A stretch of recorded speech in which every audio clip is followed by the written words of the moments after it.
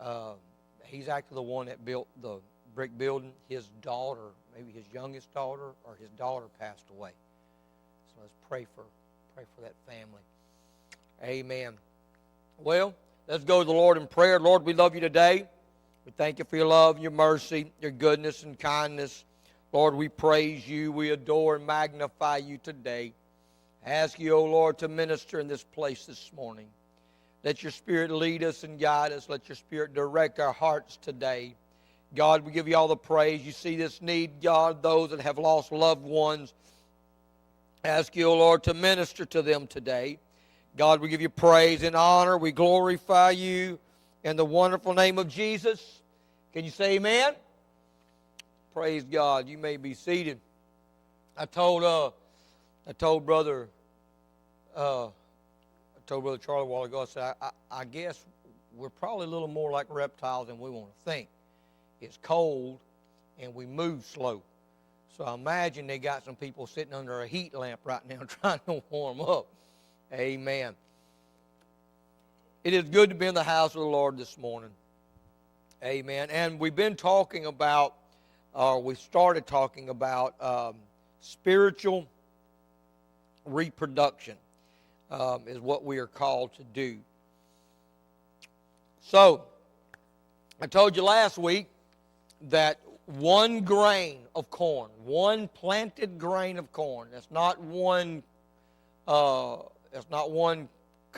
of corn, it's one grain of corn, could cover the earth in 6 years if all the seeds were planted. So what that simply means is if you were to plant one grain and from there on planted every one that one grain produced, it would cover the earth in 6 years. In 6 years. So that's what we're called to do. Plant and water. Plant and water. So John 20:21 lays out the plan of action.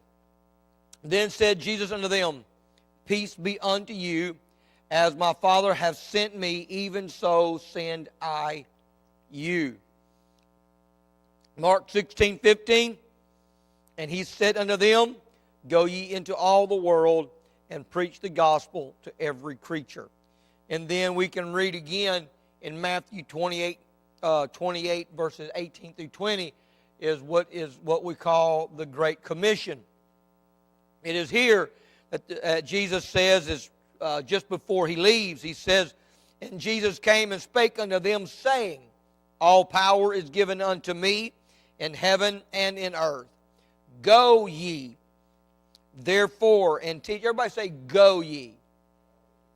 Go ye, therefore, and teach all nations, baptizing them in the name of the Father, and of the Son, and of the Holy Ghost. Verse 20, teaching them to observe all things whatsoever I have commanded you. And lo, I am with you always, even unto the end of the world. Matthew 28:19 in one place and several other translations, it says, Go ye therefore and make disciples. So let's look at what Jesus did.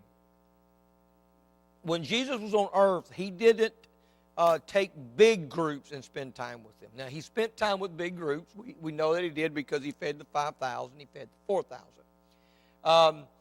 And we know at his ascension there was a little more than 400 people there. But the majority of the Lord's time was not spent with large groups. The majority of the Lord's time was spent with 12 guys.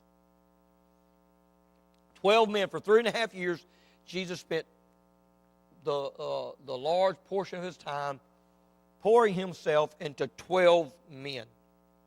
Those 12 men, in turn, poured themselves into others. I read a book recently, and I was talking about this to someone else recently as well. You know, for centuries, people have been looking for the fountain of youth, and trying their best. I preached a message about this too, trying their best to find a way to stay young or live forever. truth is, I don't know that I'd want to live forever. I mean, not in this world anyway. But I read something here recently that said, when you pour yourself into a person, when you mentor someone, you're increasing your longevity. The more you pour into someone, the longer you live. Because the more people you pour yourself into others, and if they'll do the same thing, and then they'll do the same thing, you are living. Your life, your legacy is continuing on from one generation to the other. And that's what Jesus was doing when he discipled the disciples, meaning when he taught the disciples. He didn't sit down with necessarily a Bible study chart. A lot of his teachings, and if you look at it, a lot of his teachings was done walking and talking. When he would teach the crowds, of course, he would sit down and teach, but there were times where they're walking through the cornfield and he's talking to them. Now, we've got 4 books, Matthew, Mark, Luke, and John. And we have to understand that John tells us that we don't have all the recordings of the Lord's miracles. The world wouldn't contain the books, is what he said. I would say we could probably also say that about their conversation. Because you can't record in those 4 books. I mean, Mark only has 16 chapters. You can't record all the conversation that Jesus had with his 12 disciples that he had with them for 3.5 years. It's impossible to know everything the Lord said to them.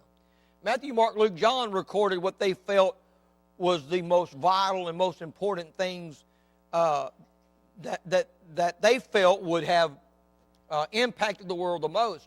But we got to remember, there was a lot of conversations that Jesus had with his disciples in those 3.5 years. So what was he doing in these 3.5 years that he spent with Matthew, Mark, Luke, John, Peter, James, these 12 men? What was the conversations about? What was he doing? And what was the purpose of these conversations? What was the purpose of the time that he was spending with them?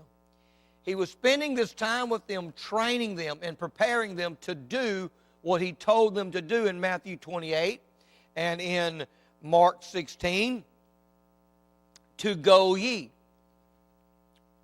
To go ye into all nations and make disciples. He was training them to make disciples. Now, it's very important for us to understand who these men were. Of the 12 disciples, really only 2 of them that either had a formal education or at least had some kind of education. Matthew, because he was a tax collector. He worked for the Romans, so he had some understanding of finances and things like that. And then Judas. Judas had an understanding about finances as well, because he was the guy who kept the money for the disciples. So these 2 men had that kind of understanding. But the rest of the disciples, they were regular, common, ordinary guys. We don't know that they had a formal education. Don't know if any of them had a formal education. Chances are most of them did not have a formal education. They were commoners, fishermen, like Peter, James, John, and Nathaniel. They were common men. So he's telling them, I want you to evangelize the world. I want you to do to the world what I've done to you. I want you to disciple the world. I'm discipling you. I am teaching you. I am bringing the gospel to you, teaching you're going to live this gospel. Your life, you're going to see it take place before your eyes. I want you to take what you see. I want you to take what I've put in you, and I want you to give this to others. We find Paul telling Timothy the same thing. What I give to you, give to others. He's telling us, and that's why I said earlier or last week, excuse me, not last week. We weren't here last week. Everybody was under the covers last week. That for a person to baptize someone, we always believe it has to be the pastor or the preacher that does all the baptizing, but that's not necessarily Scripture. It's not Scripture at all. In fact, if you have the Holy Ghost and been baptized in Jesus' name, you have the authority to baptize people. That's according to Scripture.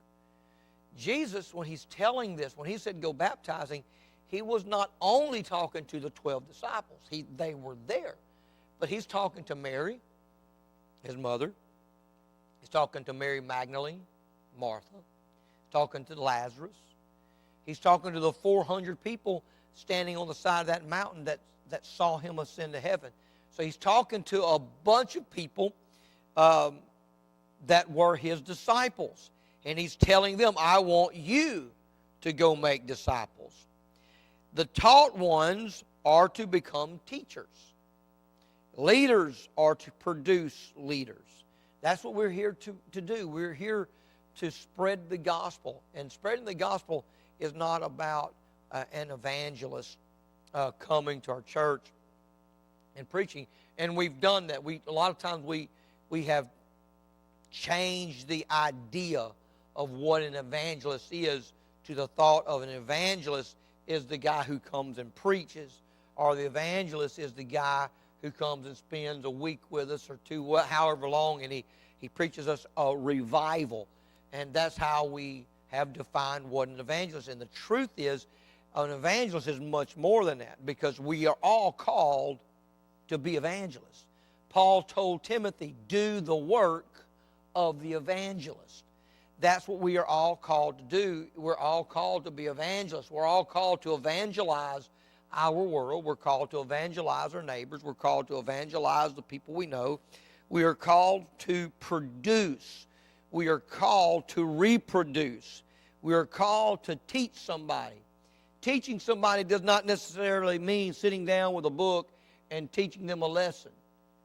It's simply talking to them about the gospel, talking to them about receiving the Holy Ghost, being baptized in Jesus' name, and leading them to a place of repentance.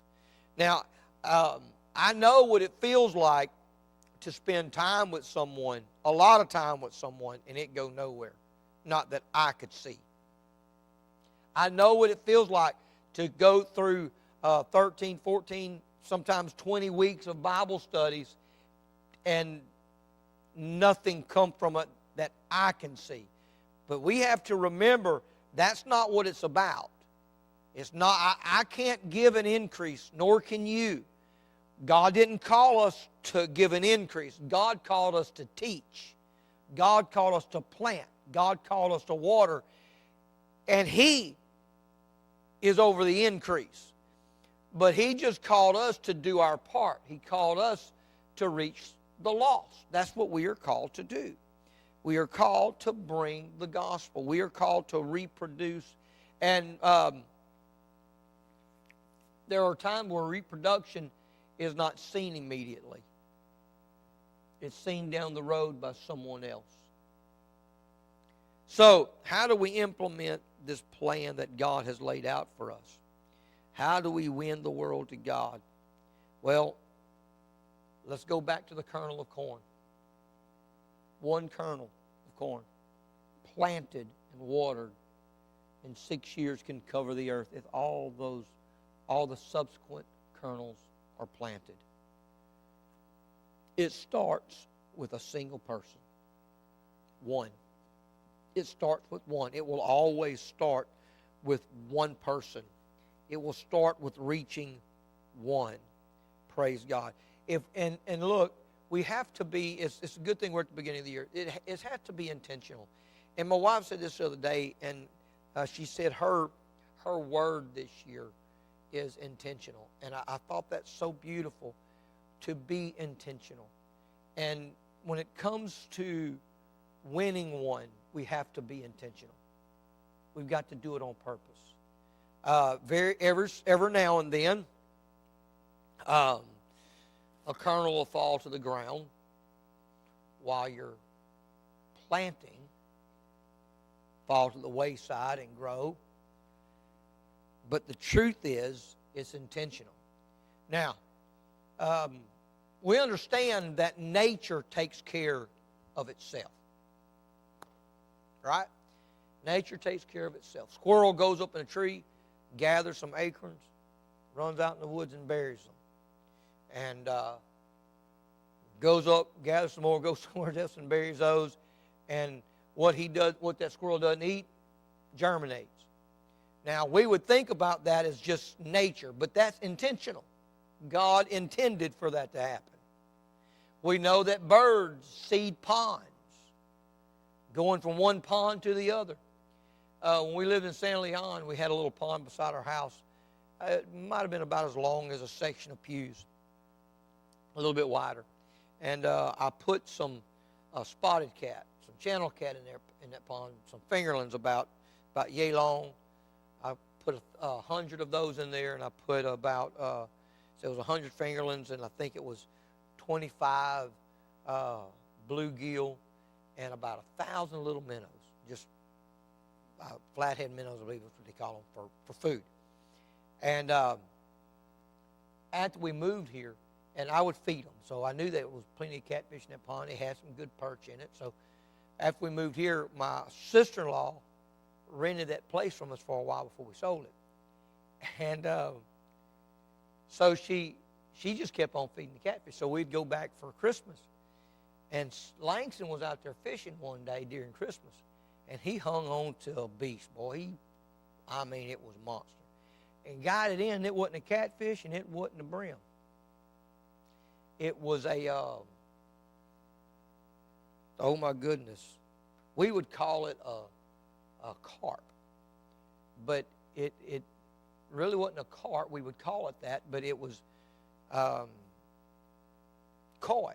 That's what it was. It was a koi. About yay long.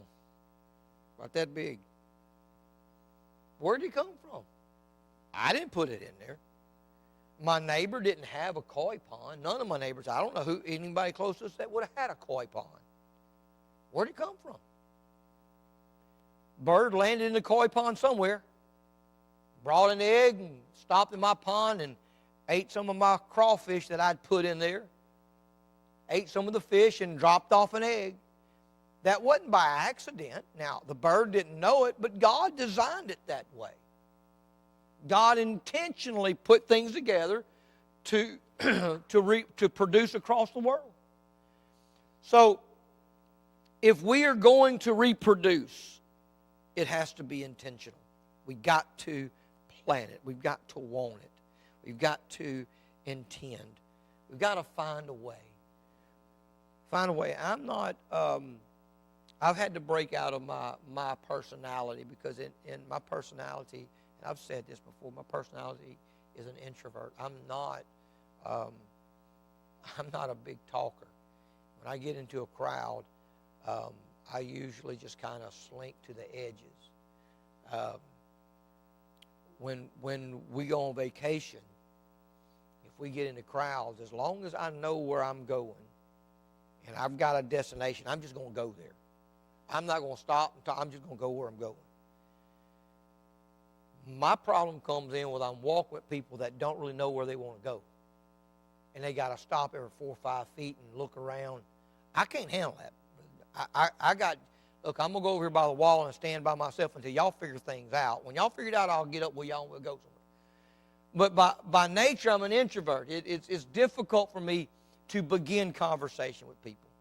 Some people aren't like that. My oldest brother is not like that. He's a social butterfly. He'll talk to anybody, can't talk to anybody. He don't meet a stranger. When CK was young, he was like that. And still to some extent he's like that. But that's not me. I'm not that kind of person. It takes me a little bit to be able to begin to talk to somebody. So it's difficult for me to find a way to talk to somebody about the gospel, to try to witness to someone or try to disciple someone. I've got to find some kind of common ground. And through the years, God has helped me do that. He's put people in my life that has helped me move forward with these areas of my life. But we've got to find a way. We've got to find a way to find that common ground and begin to disciple somebody. Praise God. At the end, let me back up. At the end of year one, there would be 2 Christians in the world. Let me go back. Let us start with 1 soul. So, me, or just you. And you're going to win 1. You're going to plan to win 1 soul by the end of the year. That means by the end of the year there will be 2. The second year, 2 go out to the world and find 2 more. Spending the whole year again to win a soul. And then disciple them the same way. At the end of 2 years, there will be 4. You see where this is going? It begins to progress. Seemingly painfully slow, but the truth is that's how things work. Slow. Move slowly. But consider, let's look at the factor. By year 5, 32 people. By year 10, 1,024 people. By year 20, 1,048,576 people. By year 33, 8,589,934,592 people. If one person just simply starts out with 1,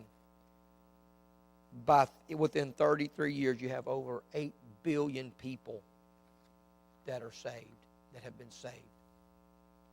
Isn't that amazing? It's just the law of multiplication. You don't see, if you look at a herd of livestock, you don't see the entire herd. You don't see everything that herd's produced. Someone owns a herd of 100 cattle or 100 sheep or 100 goats, whatever it is. And in 33 years, you don't see 8 billion sheep, do you?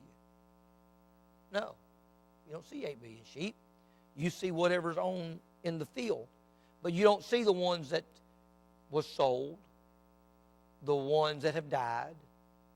You don't get to see the entire process because we live in this is our lifetime. We don't get to see the whole 8 billion. It gets scattered across the world. There was because of the times this year, there was a testimony that was absolutely, it was truly amazing. There in Alexandria, they started Hispanic work. And the pastor there come to Brother Mangan and said, we have a problem. He said, some of our leaders aren't legal, and they've been picked up. And we don't know what to do.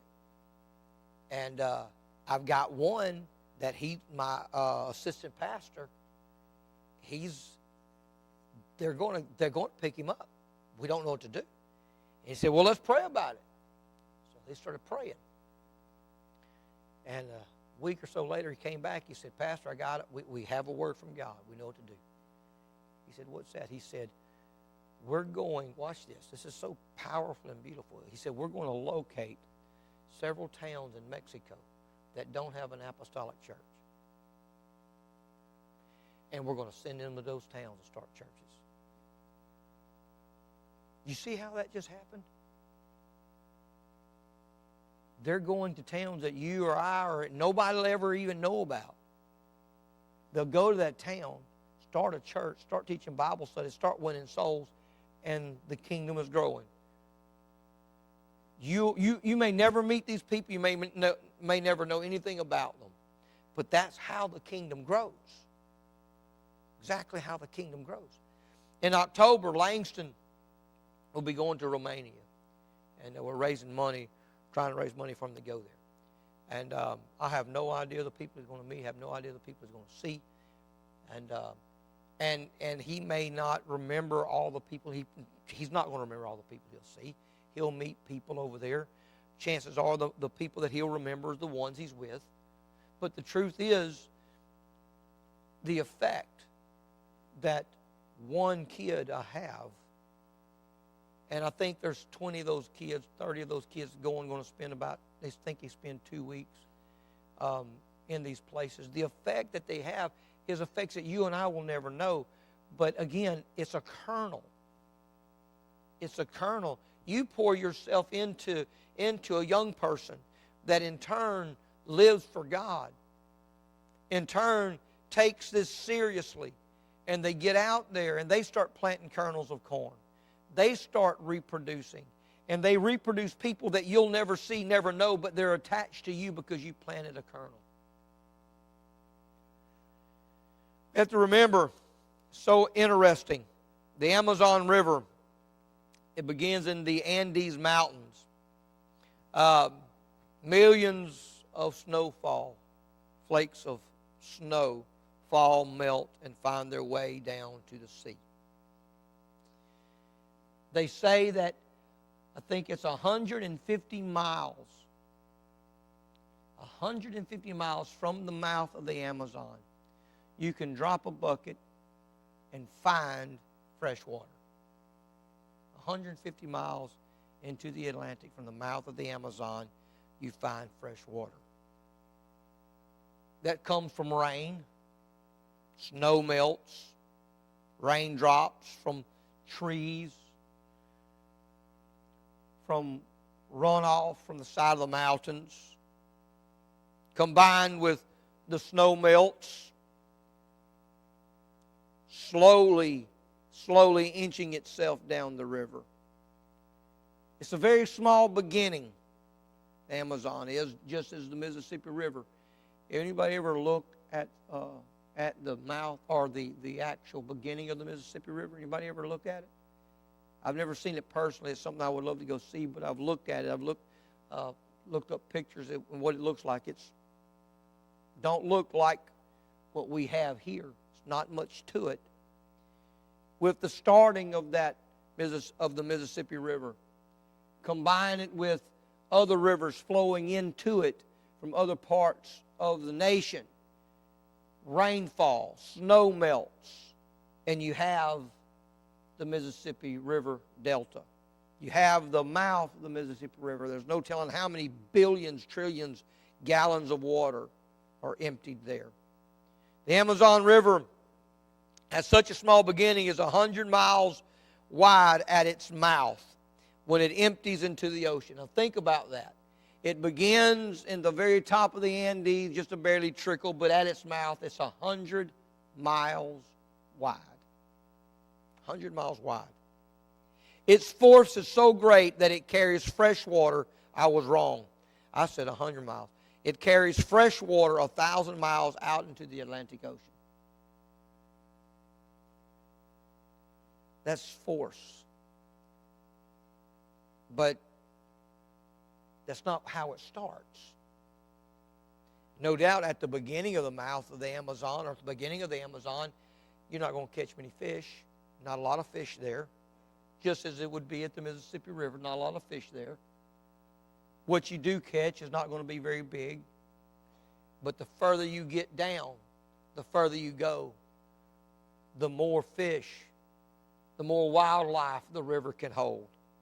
Avalanches of the high mountains often start with a dislodging of a single tiny, small pebble. You ever watched a video of an avalanche? It's massive. Once an avalanche starts, it completely changes the landscape. It covers trees, knocks over trees, loosens up boulders, changes the landscape of the mountain, but it starts with just a single rock moving out of place to get the landslide started. Doesn't take much, but once it starts going, it changes everything. Forest fires. Yesterday we got called out on a fire. Tree fell, hit a power line out on Clint Simmons, at the corner of Clint Simmons Road and Griggs Road. And just a simple spark. Now, folks, it's dry. And those woods right there at that corner, not only was it dry, but there was a lot of dead trees, dead limbs, briars, all those things are dead. And when it sparked, it took off. The wind was blowing pretty good yesterday, but it wasn't a constant howl. And if it would have been, we would have been in a bind. We got there and we got it put out. But it was interesting. If you ever look at a forest fire, it doesn't have to be continuous. It'll skip. Wind will pick up an amber and bring it over here and take off from this spot. This will keep going, but it'll start over here. Won't even be connected to the main fire. It'll skip and go over here and take off somewhere. And I was moving through the woods with the hose and had it all put out, or I thought I did. And my wife was on the road. She said, there's smoke over there. And my hose wouldn't reach it. And sure enough, I got over there and had one of the younger guys out there with what we call a camel pack, and he was hitting it. And one of the other guys come from another direction with a hose. We got it out, and the forestry come up, and they, thank God for forestry, cut a line through there. But where does it start? It doesn't take much. The fires across California, it doesn't take much to start fires that destroy billions of acres, billions of dollars worth of homes, and damages caused by just a single small campfire. That's all it takes. A little wind, and it's covered thousands and thousands of miles. Forest fire will often roar down the canyons of a mountain with uncontrollable fury, with the wind pushing it, and there's nothing to stop it. It just takes off. Forest fires, the only way to stop in our area, forest fires, you get a dozer in there and you can push, but you get in places like Colorado and there's no way to get dozers or things in there to push it, and the only thing you can do is just let it go. Many Christians can reproduce themselves, or should I say, any Christian can reproduce themselves. You do it all the time. You do it unwittingly. When you have children, you reproduce yourself. And I'm not talking about DNA. When you teach your child, you're teaching yourself to your child. Amen? Now, when I learned to tie my shoe, I learned differently than the way my wife learned how to tie her shoe. She's wrong, and I told her she's wrong. She don't know how to tie a shoe. Y'all don't tell her I said that in here, though. You know, you pull the two little bows together, and that's not how she learned how to do it. All right, that's not actually wrap it and push the bow through and pull it tight. She pulls two bows together. That's how she was taught to do it. When you train your children, you're pouring yourself into your child. The way you do things, how you do things.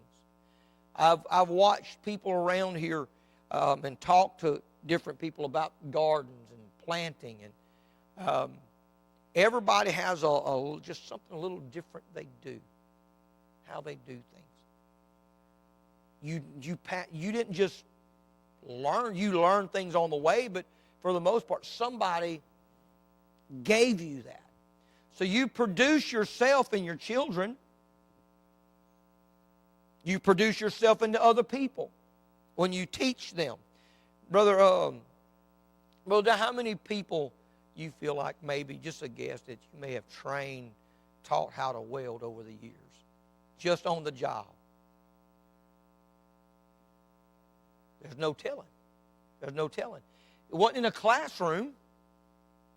It was on a job, and it might not have been, you weren't teaching them out of a book. Let me show you how to do this. Come sit down. Showing them the proper way to do it. You are giving yourself. So there's a welder out there somewhere that you don't even know who's welding like Brother Darrell, because he took the time to give them that. Right? We do that automatically in our lives. In our lives. What God is asking us to do is to do that spiritually. Reproduce Jesus. We reproduce God in others. It's the key. There's a key that unlocks the biblical secret of how the early church grew. That's how it happened. They were developing. They were pouring themselves in what Jesus poured into them. They were giving to other people. They were pouring into other people, telling other people about Jesus. They were telling people about salvation. They were planting the kernel of corn is what they were doing. They were planting the kernel of corn. Listen, there is a law of harvest. There is a law of harvest. And we are called to reproduce ourselves. Let's stand. We are called to reproduce ourselves. Paul said, "Follow me, dear children, as I follow Jesus." Now, as I reproduce others, as I pour myself into others, it's not me that I'm pouring, it's Jesus that I'm pouring. I want to be like Him.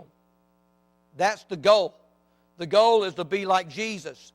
And Jesus says, I want you to make disciples. I want you to reproduce yourself into others, because if you want to be like Jesus, then you're reproducing Jesus in other people. It doesn't matter the age. Let's not worry about the age, whether they're a child, whether they're a young person, whether they're a senior citizen, because it doesn't matter. We are simply called to plant the seed. That's what we're called to do. Plant and water. Plant and water. We know there's more of the process. I know that I can walk out, and there's certain seeds you can walk out, and you could throw seeds if you want, and you will get something to grow. Something will grow. But it won't be as effective as if you're intentionally planting. You won't get the harvest as if you till, if you work the soil. I was listening to a preacher a few years back at a conference, and I missed what he said, and Brother Henderson came back and said, he's wrong with what he said. And I said, what do you mean? He said, because he said, all you have to do is go out there and plant a seed and cover it and walk away. That's not really how it works. That's somebody that's never gardened. That's somebody who's never grown a garden, never been successful. That's part of it. You got to dig a hole and put the seed in it and give it. That's part of it. But sometimes, well, there's always more to it. Sometimes there's a little more to it, depending on what you're planting. And you've got to take the time. To really get it done, you got to get your fingers dirty. Amen? You're going to taste dust when you're really planting and watering, when you're really cultivating, when you're really reproducing yourselves in the kingdom of God. You're going to get dirty. You're going to get dusty. And it's going to take time. And the truth is, the sad part is, and it's tough to deal with, not every seed you plant is going to produce. Not in your time. Some may never grow. Something may be wrong with the dirt and the soil. It's not the word that you planted, and it wasn't you. Your job, our job, is to simply plant. Do our best to reproduce. Let's pray. God, we love you today. We thank you for this great day, for your love, your mercy, your goodness, and kindness. Lord, help us to plant. Help us to water. Help us to reproduce. Help us, O Lord, to reproduce this seed. Help us, O Lord, to reproduce ourselves and others, to pour ourselves and to plant and to water, and to plant and to water, and to continue to plant and water and allow you to give the increase. And God, we give you praise and glory. We worship you. We adore you. We magnify you. In Jesus' wonderful name.